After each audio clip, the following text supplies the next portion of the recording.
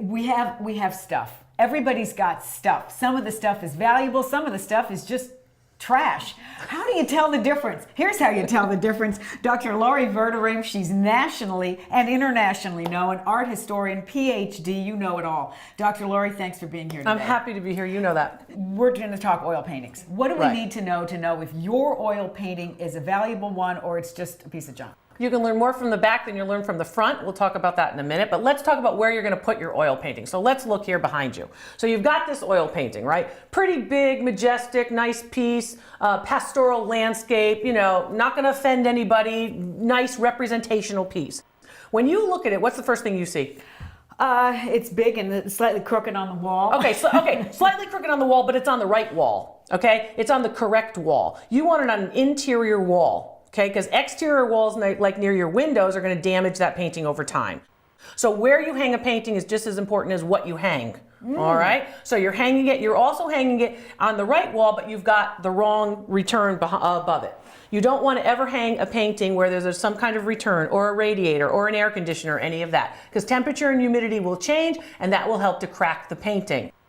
I kind of thought that a cracked painting showed that it was old and valuable. No, it shows that it's damaged. Now, most of these will deteriorate over time because of the way it's actually prepared. There's a piece of canvas, there's gesso or rabbit skin glue, some kind of adhesive that's going to allow the oil paint to stick to the canvas. Without that intermediary glue or adhesion, you basically will not have that pigment stick to the canvas. Now, all of these paintings are going to deteriorate and crack at some point as they age. It's not unlike, you know, wrinkles on my skin, okay? So you have to think about that kind of thing. So people are always looking for signatures. There are lots of paintings that don't have signatures and aren't supposed to be signed.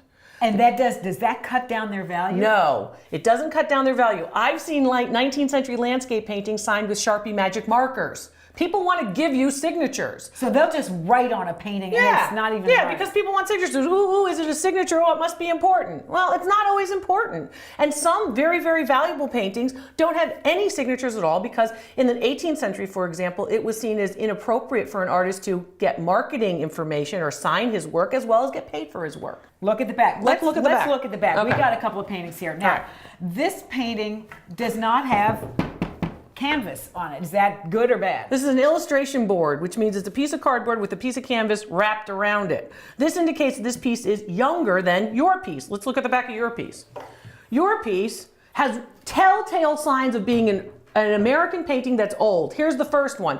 You see the age spot on my face right here? That age spot that's being covered up? That age spot is not unlike this. The older I get, the darker it gets. The older the canvas gets, the darker it gets. So if you have a dark canvas, you're going to have a canvas that's relatively old. A picture from an oil from the 1950s, is it going to have a dark canvas? No, it's going to be light, like when your hair. When do they start getting dark? 100 years old.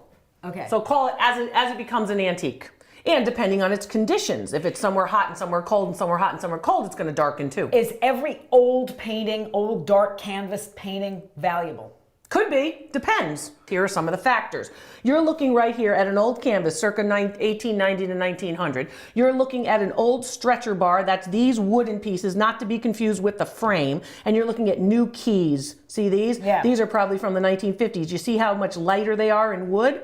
You see how much darker this is? This is the 1890 piece, this is the 1950 piece. It's pretty simple. Okay. Okay, all right. So now from the back, the other thing I want you to look for is I want you to look for a canvas that's been stretched, and you can see it right here. The canvas comes around from the front and it's stretched here and it is adhered with nails, not with staples. By the 1950s, they're using the staple gun.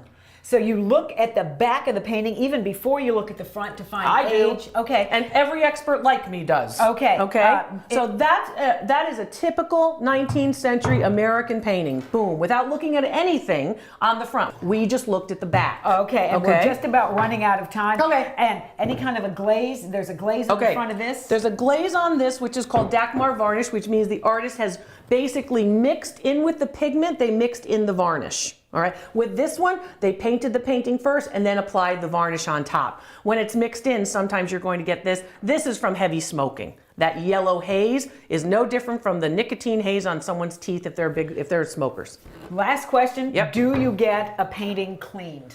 Don't be overzealous about cleaning. Everybody wants to clean a painting, and it's important that you realize you may actually alter it and devalue it if the cleaning job is not done well. Contact your local museum, get a reference for a good conservator or a good cleaner. Who the museum uses is who you should be using. All right, an oil painting can be trash, it can be treasure. That's right. You need an expert. drloriv.com. Go to our website, send me a picture, I'll tell you what's what. Okay, Dr. Lori V, thank you so much. Great information on oil paintings, and I hope you've got one that'll make you millions. We'll see you next time.